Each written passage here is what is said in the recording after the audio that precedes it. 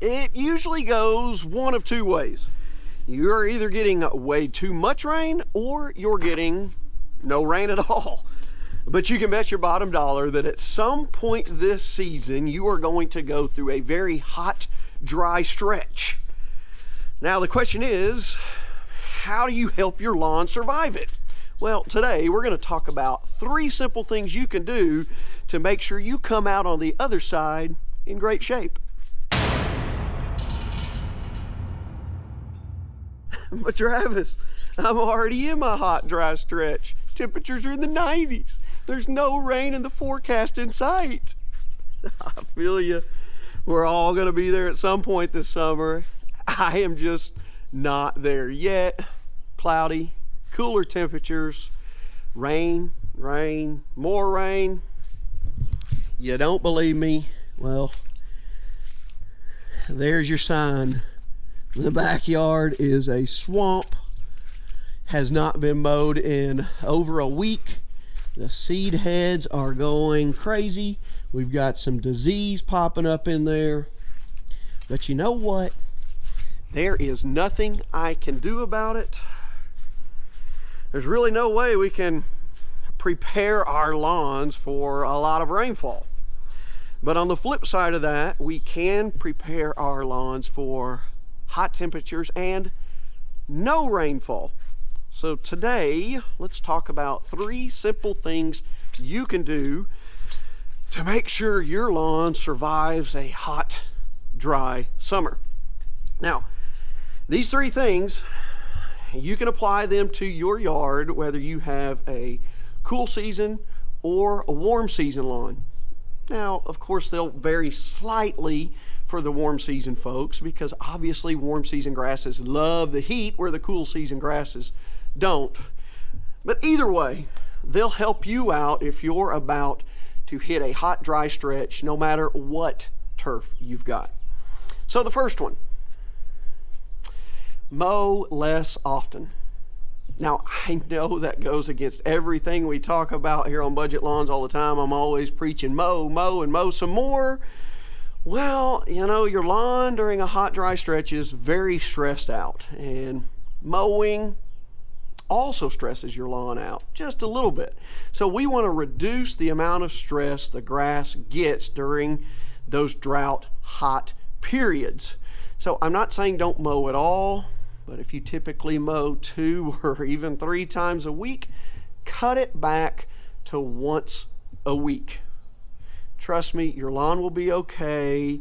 You don't have to follow the guidelines all the time. You just need to do what's right for the grass at that particular period. So along with that, if you're mowing less and you really want to help it out even more, raise the height of cut a little bit. I know you got where you like it and you want to keep it there, but raising that height of cut just a pinch will help provide a little bit more shade and cover for the soil. So if you are watering the lawn with irrigation, then it will help retain that moisture and the grass will be able to utilize that water just a little bit better. So that's tip number 1, mow less often and raise your height of cut. Tip number 2, leading us right into irrigation. You're not getting it from Mother Nature, so you're going to have to do it yourself, whether you have an in-ground sprinkler system or you do it the old-fashioned way like I do with sprinklers and hoses. You want to make sure you are watering your lawn correctly without wasting any time or money. Well, my last video was all about doing that, so I am going to link it for you in the description down below. And in that video, I give you 4 simple tips to make sure you water your lawn the right way. And long story short for that video, all you have to remember is one word, and that simple word to remember is diet. Water deeply, water infrequently, water early, and use the old tuna can trick to make sure when you water, you're getting enough water on your lawn. Now, I go through those 4 letters of the word diet in that video into much more detail, so I would encourage you to go check it out to make sure you're watering your lawn correctly this summer. That's tip number 2.